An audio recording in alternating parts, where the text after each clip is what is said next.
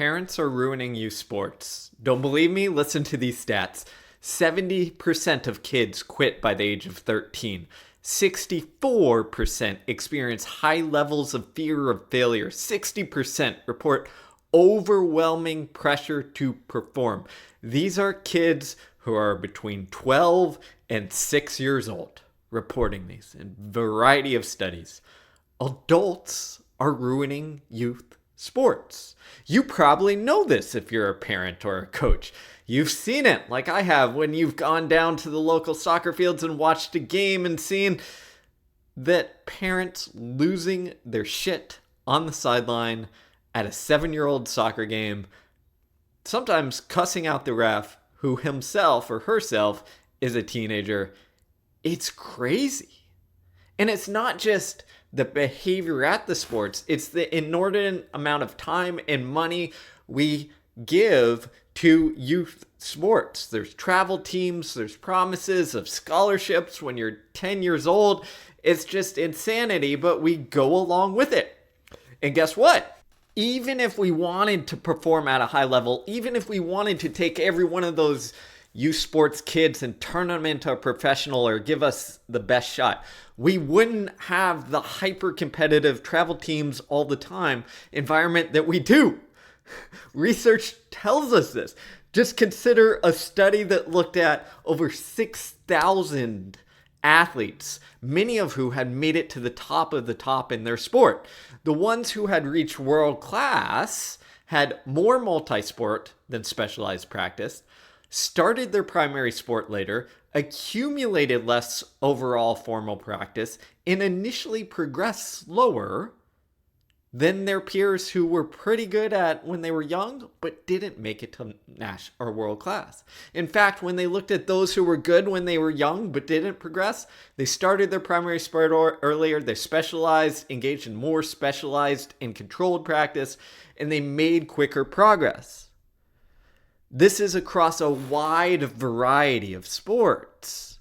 And it's not just when we look at sports and athletes. If we look at phenoms, including in sports, but also in academics and math and science, guess what? Studies on phenoms and prodigies have shown that if there is too much excessive pressure to win, if the motivation shifts more to external accolades, achievements, awards, financial success, those prodigies don't make it. Psychologist Ellen Winter studied a bunch of prodigies and phenoms and found that they needed intrinsic motivation. The fire had to come within. If their parents were too controlling, guess what? It extinguished that fire, and those phenoms and prodigies were more likely to not make it to the next level. Even people like the poster child for early specialization, Tiger Woods, warns us, don't force your kids into sports. I never was. To this day, my dad has never asked me to go play golf. I ask him. It's the child's desire to play that matters, not the parent's desire to have the child play. Fun, keep it fun. Even Tiger Woods is saying, hey, don't go nuts, that should tell you something. So what do we do about it? Because we've all seen and experienced the madness. If you're a parent, you've experienced it firsthand. If you're a coach, like I was or am, for many years when I coached high school and college, I was on the other end of it. I had athletes who were literally asking me, hey, can you tell mom or dad to not show up to this race so that I can perform well? Because the expectations were so high that it was almost as if that kid internalized, hey, my self-worth and my parents' approval is dependent on how I do in this competition or game or performance. And that's the madness that we are creating. We're being used. So what in the world can we do about it? What actually matters? So I'm going to give you my youth sports manifesto for parents and coaches. What I think we should focus on and center on. And I want to start by telling you about Norway. Now, Norway is insanely successful at the world level for a country with a population of a few million. So they fight way above their belt. Okay? They punch way above their belt. They are doing well in Olympic sports. In the Winter Olympics, they dominate. They also have summer athletes who are doing incredibly well, from Karsten Warholm, the hurdler. When we look at soccer, we've got Holland. When we look at golf, tennis, Casper Ruud. We've got triathlon. We've got Christian Blumenfeld. We've got a whole slew of athletes who are doing pretty dang well. And if you look at per capita, Norway is near the top, if not the top. In the Winter Olympics, they are the top. Now, I'm not saying they're dominating in everything, but it's interesting when you contrast that to their youth sports model. So contrary to the American model, in Norway, you cannot publish scores online until 13, I believe it is. They minimize national travel teams. So they want everything relatively local until, again, 13, high school age. You can only give out trophies if you give them to everyone. Their motto of youth sports is something like fun for all. Now, we're never going to get to that level in America. We'd be crucified. In fact, I discovered this firsthand for my new book, Win the Inside Game, which is out now, and you should really check it out because chapter 2 is all about our insane achievement culture and talks about youth sports, but broadens it out to talk about society in general. So I think you'll really enjoy it. But for the book, I went down to the local soccer fields where all the select and travel teams play, and I watched some 8, 9, 10-year-old games and talked to the parents on the sidelines. And when I suggested, hey, what would you think if we didn't keep score? They looked at me like I was insane, an idiot, or something in between. The reply was always, are you kidding me? This is America. What do you mean we can't keep score? It's the whole freaking point. The point is to win. That's what it's all about. We have to keep score. It was sacrilegious if we didn't. Now, here's the thing. Kids will always keep score. They'll always know who will win. We did it at recess, right? We did it in the schoolyard. We did it on the sandlots. We kept score. We wanted to see who won. But what Norway figured out is that the score and publishing it online was about the parents, not the kids. Because the kids at that age were much like when we were younger. When you played a game, you played pickup basketball, you kept the score, but the point was to compete. Because in pickup basketball, if you were dominating, what did you do? You changed the teams to make it fairer so that the competition would be fun for all. Every kid did this, right? The score matters, but what kids really want to do is compete. There's a difference between winning and competing, or focusing only on the achievement and competing. So what I'm hoping is that no, we're never going to go all the way towards Norway, but we need to come back to a little bit of reality where it's like, hey, your under 10 soccer travel team isn't do or die. In fact, it probably doesn't matter one bit on your kid's future, success in soccer or basketball or whatever have you. So let's get into it. What actually matters? If I could wave a magic wand as a coach, an athlete, a former phenom myself, what would I tell parents and coaches? So here, and what the research says. So here's a couple things. Number one, the fire has to come from within. If you look at the research on prodigies, phenoms, athletic superstars, you have to have that inner drive. If it comes from the parent or the coach or the award or the accolade primarily, you will not make it. There's research on this. Again, there's always exceptions, but there's research on this that shows that overall, if you study those who make it, they have higher levels of intrinsic drive. In fact, when I was a college coach, I used to give people a validated survey on motivation and some questionnaires to assess their motivation coming into college. Guess what? When I looked at that data 4 years later, their improvement was directly tied to how much intrinsic and extrinsic drive they had or motivation. When they came in with high levels of extrinsic, they didn't improve as much. They came in with high levels of intrinsic and developed it over the years, they improved more. Why? Because extrinsic drive is it's like lighter fluid. It looks really good when you throw it onto the, barbecue, but it burns out pretty quickly. You need something that sustains. Intrinsic drive is our coals. They burn for a really freaking long time. So what does that mean? We've got to have that fire from within. What does research tell us develops that? Autonomy, mastery, belonging. Autonomy means I feel like I can make progress. I'm in control. Mastery is I'm making progress on meaningful things. I can get better. Belonging, I'm connected. I have teammates, support, friends. It's not just me out here alone.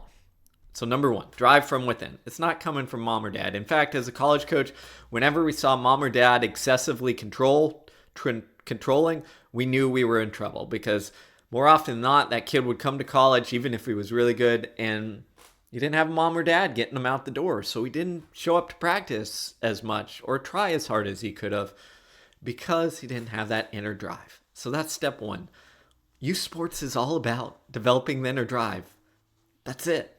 Number two, being a controlling hard-ass backfires. I just touched on this, okay? When the kid sees you as the person controlling them, it doesn't develop the skill set that they need to develop that inner motivation and resilience. In fact, when we look at the research, when we have excessively authoritarian parents, meaning my way or the highway, the drill sergeant with no responsiveness whatsoever, kids internalize the reason that they are showing up for this sport is to satisfy mom or dad, whoever is being controlling. And research shows us that parenting style actually over the long haul does not create better resilience. And in fact, it makes your kid more fragile. And in fact, if you're parenting that way, they have worse discipline. There were some studies both in the military and in parents that showed worse discipline among authoritarian, both parents and coaches. So the point isn't to say, hey, be permissive, go the opposite way, but research tells us we need to couple appropriate, what we call demandingness with responsiveness. It's that middle zone, okay? That's what matters. 3, make sure your kids play because they enjoy it, not because they see you enjoying it, and thus want your attention and love. If a kid sees that, hey, the only time mom or dad pays attention to me and is engaged with me is when I play sports, guess what? You're sending the message that this is what matters. Doing this thing is all that matters. That puts a whole hell of a lot of load on that kid. I've seen it as a college coach. I've seen the burden they walk around. In fact, this is why my former teammate and a former NCAA champion who was a professional athlete, Lindsay Gallo, told me, and I agree with her, she said, my sense is that former elite athletes are relatively more laid back about their kids' athletic endeavors. Why? Because they've been there before. They know what it takes. They know that mom and dad poking and prodding and shoving them towards success is not going to get them there. They're going to have to navigate it themselves with your support, but develop that resilience and decide they want to do it. Okay? We've got to love your kid no matter what they're doing. Number 4, the car ride home is the most important part. We all know this, but when you get in the car ride after the game and you start critiquing and criticizing and saying, you could have done this and scored the goal or got the hit or, run a little faster, guess what? You're just taking that kid and you're sending a message that I don't have the support. What matters is if I win or lose. That's the most important part. And I'm just going to get lectured from mom or dad. So I'm just going to tune this out. The car ride home is just about being there. If they want to talk about the game, great. Let them talk about it. Your job is to listen and to ask open-ended questions that allows them to process, deal with, and often just kind of move on from a tough game or a tough loss. You are a parent. You're not the coach. Let the coach coach. Okay? You don't need to mix roles, especially in the car ride home. Number 5, tying into this, teach your kids how to lose well. What research tells us is that how we win and how we lose are interconnected. If we lose our shit when we lose a game and our emotion goes all over the place, guess what? Research tells us that going into trying to win, we're not going to have high levels of emotional control. We're going to be, a winner that doesn't handle it well. So what that means is we've got to learn how to lose well, which will help us win well, right? It will help us where our ego doesn't go through the freaking roof when we win because we think it's all about us. So losing well is when we lose, we get a hit of stress hormones like cortisol that makes us in kind of a negative state. We're stressed and that lingers and we start ruminating on what went wrong and all that stuff. The best thing you can do is learn how to get out of that state. How do we do that? Socialize. We deal with it. We process. We hang out with our friends. We eat pizza off after the game or ice cream or what have you. That gets us out of that cortisol state and puts us in a state where we can repair and recover. And we're not threatened by the loss. So don't exacerbate the pain. Get them out of it. Number 6, if your kid is going to be good or even great, they'll figure it out. Now, I know this is controversial because every parent says, oh, I've got to get the trainer, the special strength coach, the private coach to get them better at age 10. Here's the thing. Nothing matters until get through puberty. I mean, unless we're talking about some, very specific sports like women's gymnastics. Nothing matters until post-puberty. How do we know this? We can look at the data. Because puberty changes it all. Look at the U11 record holder for the mile or the 100. It is not someone who excelled at the elite level. And that almost always holds true. There are exceptions, right? There are exceptions that make it from youth level star to professional level star, but they are more rare than you think.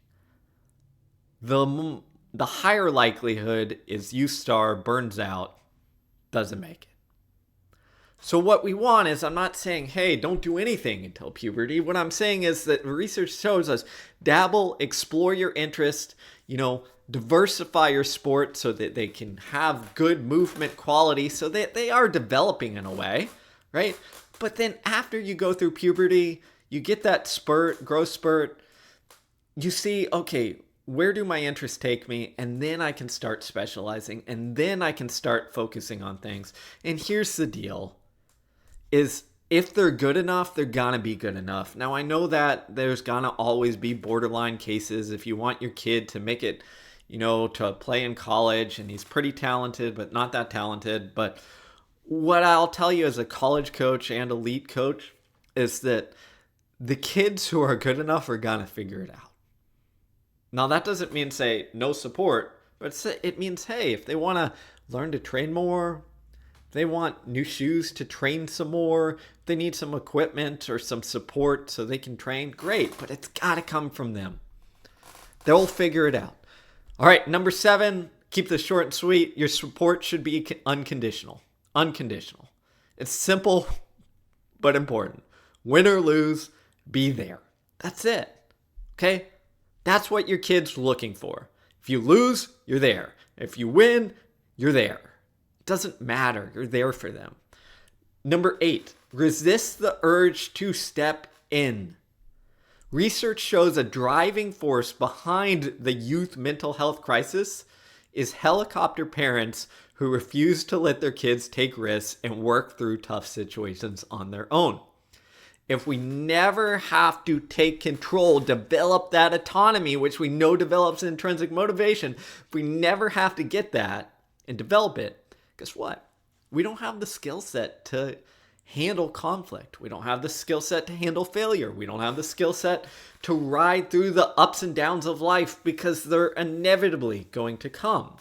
And in fact, if you look at some research shows that those athletes who make it to the highest level had to go through some sort of failure or somewhat traumatic situation when they were young in their sport so that they learned how to develop those skills. If the parent is always stepping in, always fixing the problem, always there and pushing their kid aside to never have to navigate tough relationships, teammates, coaches, or whatever have you, they never develop that skill. And again, some of this is age dependent, right? Your 10-year-old is going to have a different level of autonomy than your 18-year-old.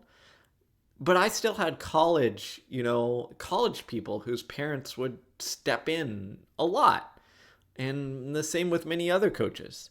And the point is not to say, hey, don't say anything, but you got to teach your kid how to step up to the plate. Number 9, bad vibes are contagious. If you're losing your shit on the sideline, guess what? Research tells us that will make your kid more anxious. And it's not only more anxious during the performance, right? What it is, it also sends a signal that, oh my God, like I'm embarrassed, or my mom's gonna light into me afterwards, or my dad's gonna give me that lecture on the car ride home.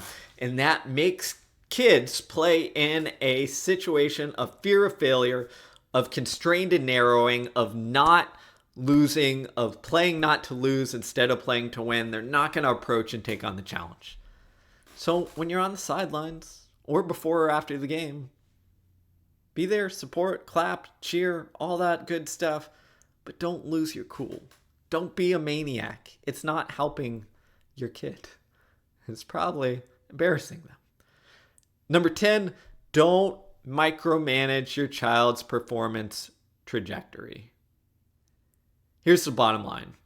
Don't move across states or across the country to chase athletics. Yes, when I was a college coach, I'd get emails all the time on, should I move my family hundreds of miles to attend such and such school with such and such well-known coach? And in my head, I'm like, your kid is 16. You're going to move everybody else in your family. They often had other kids just to have this coach. It's just mind-blowing. First off, most of the time, a singular coach isn't going to make that much of a difference. If you have a good coach, and there's good coaches everywhere, high school coaching is a lot better now because the information is much more available on, how to train and perform at a high level in multiple sports. There's resources everywhere. Don't go chasing that, because all that's going to do is think about the pressure that puts on that kid. Oh my gosh, my parents moved, not for their jobs, not to, because the family needed to be closer to other family members, but for me to perform well in a sport.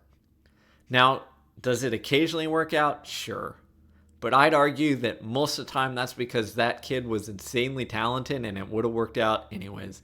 And we don't hear the stories about the kids who moved all over the country or all over the state chasing this dream, who just felt this inordinate amount of pressure and just it let them get to them.